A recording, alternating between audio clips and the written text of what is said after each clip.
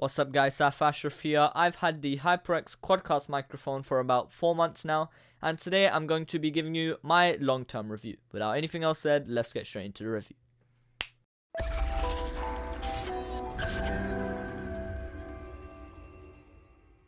So I've been using this mic, as I said, for about 4 months now for a variety of different tasks such as making my YouTube videos. I have been on some online meetings with this mic, and I've also played a couple of online multiplayer games with the online voice chat with this mic, of course. And all the feedback that I've got from the other end has been positive, but today I'm going to be giving you my long-term review. Let's start off with what you get. So of course you get the microphone with a nice aluminium stand. You get a pre-installed shock mount on the actual microphone, but I guess it's not the best shock mount I have ever used. It does still catch some of the rumbles from the desk, such as your hard drive, or like sometimes hitting the desk by accident. It will pick it up a little bit.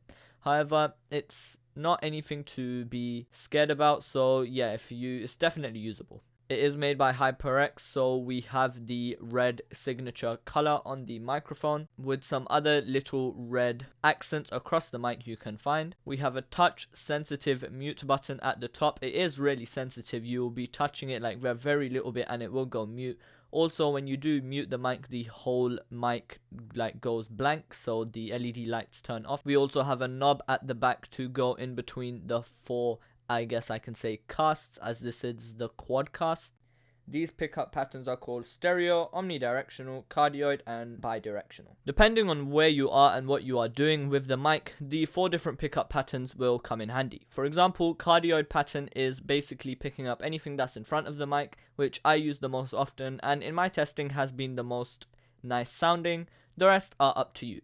We also have a headphone jack on the microphone to monitor your own voice. And I also think we have this USB mini A port. I don't really remember what it's called, as not many manufacturers use this port in their products anymore.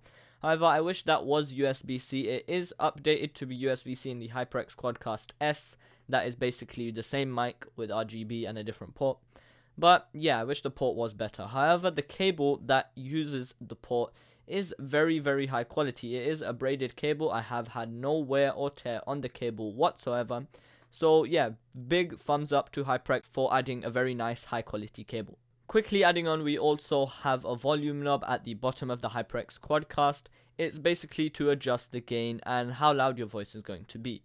Now that the overall design and features are out of the way, let's talk about how it sounds. Of course, you are listening to what the HyperX Quadcast sounds like, and if you are subscribed to the channel, you will have listened to this mic previously. So what do you guys think? Does this mic sound good? In my opinion, listening to it back, it sounds great. So if we quickly switch to the Samsung Galaxy S10 Plus mic, this is what that sounds like. And this is what I used for all my videos before. It is definitely tinny, more echoey, and then if we switch back to the HyperX Quadcast, it sounds much better, much clearer. It's definitely picking up my voice much better. It's picking up all the different frequencies and adding them all nicely. And this is all unedited audio. So I'm not editing this in any way, and yes, this is what it sounds like.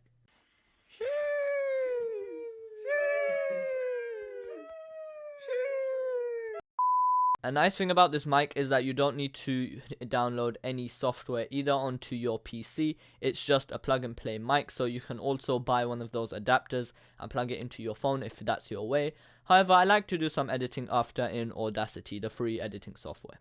So yeah, that's basically about it, guys. This is the HyperX Quadcast microphone long-term review. I hope you guys enjoyed. If you did, make sure to like and subscribe and comment down below if you have any questions.